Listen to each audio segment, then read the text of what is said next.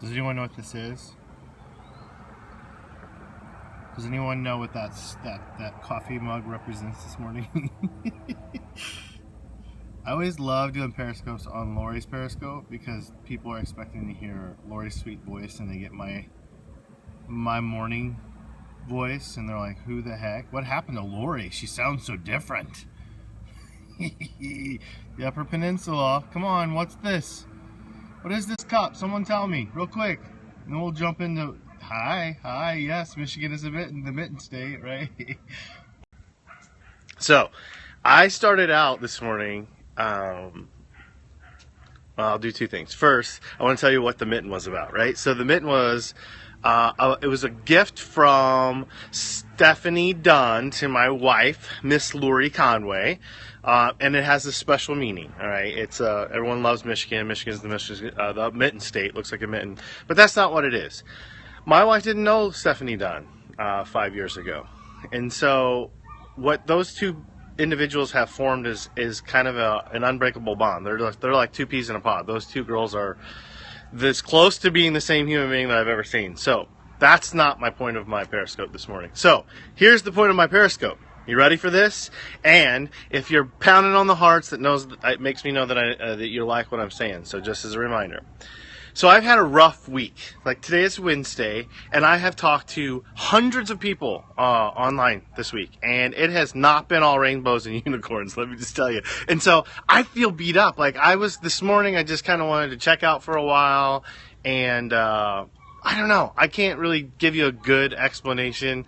Thursday. It is Thursday. My bad. See? So like, I used to make fun of Lori all the time because when I was working, she stayed home with the poor kiddos, and she's like, what day is today? I'm like, how do you not know what day of the week it is? And now it happens to be all the time. Like that's anyway. I work from home and I don't live by a clock or days of the week, except for I know I have 5 days I have to keep my kids in school. That's about it. So anyway, I diverge. It is Thursday. It has been a rough week for me online, and I was cranky this morning. Man, I was having a little bit of a pity party, if you want to know the truth. Like, I've talked to a lot of folks. I haven't had a lot of success this week, and I could sense myself, my responses, the way I was communicating with people, just being cranky. And so here's what just happened. All right, it is, I don't even know what time it is. It's like 9 o'clock here in KC. So I was just getting around to finally making myself some coffee. That's why you have the mitten. See the mitten mug in the background? That's where we started this. The mitten mug, that's a gift from Stephanie Dunn. So I was making myself some coffee. My wife is on the phone. Lori is on the phone talking to someone that I had been working with. And I hear her start talking. I know the question that was asked was something about, not wanting to be like in your face and annoying people on social media. And I don't want to bother people. And Lori starts into this explanation. And again, if you like what I'm saying, give me hearts, because I like to see hearts. But she starts into this explanation of passion. Like she's talking about, the problem that we all face nowadays is that everyone wants to be a part of something.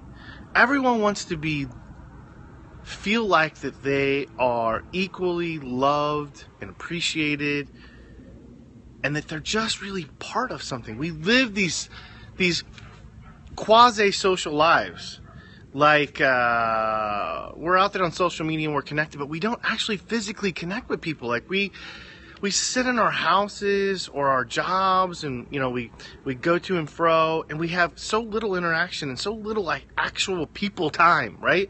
That people are drawn, where I'm going with this is, people are drawn to a lifestyle of friendship, fun, and freedom. And so what Lori was trying to explain was, I live my life out loud in a way that attracts people to what I'm doing. Like, I'm not out there pushing my business on someone. I'm drawing them in with what I do. I'm a hope broker. I heard her say, I am a broker of hope in a broken world. I'm a broker of hope in a broken world. And I thought, here I am making coffee in the kitchen. I wasn't even listening. Like, I was just, I'm cranky morning, feeling sorry for myself.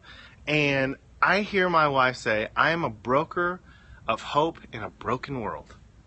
And I thought to myself, I got goosebumps. That's exactly why we do what we do. That's exactly what attracts people to what we do.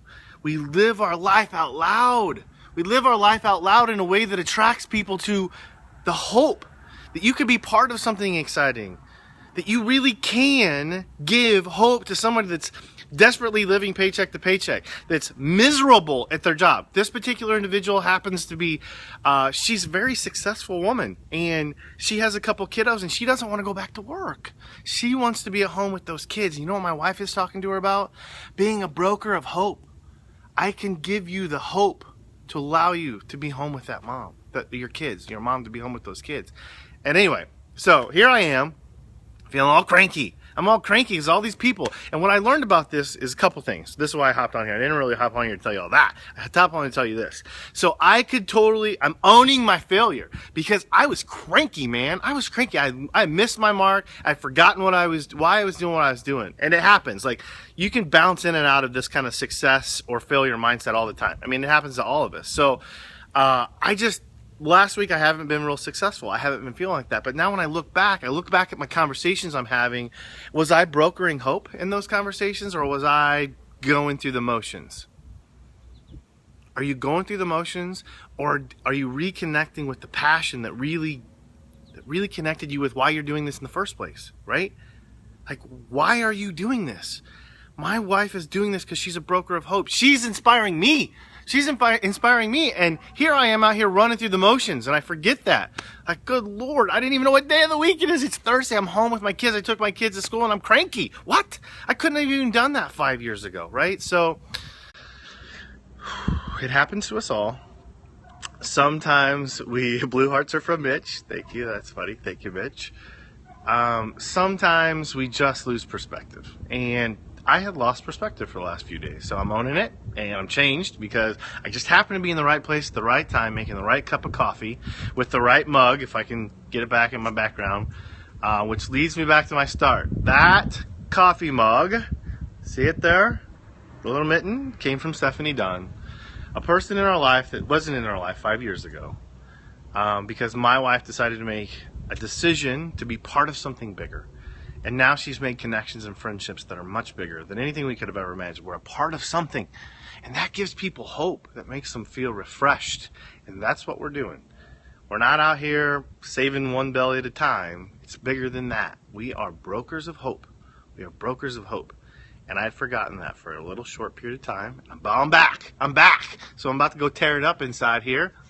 In the house, right? I came outside because Lori's on the phone. So I came outside to do this. And the lighting's a little better, right? So I can get my Wrapped in the background. Maybe get a little Corvette action on the side there. Brokers of hope. Man, this is crazy. So thank you, Lori. You don't even know that you're periscoping because your husband's using your account. So go out and be a broker of hope today. Remember that you're part of something bigger. You're doing something better. Connect with your passion within. Anyone's like, any good tips? This is the tip, man. Be a broker of hope. Live your life in a passion sense. And I kind of had just run through the motions. Don't run through the motions. Stop being cranky. You live a great life. So be a broker of hope. Thanks, guys.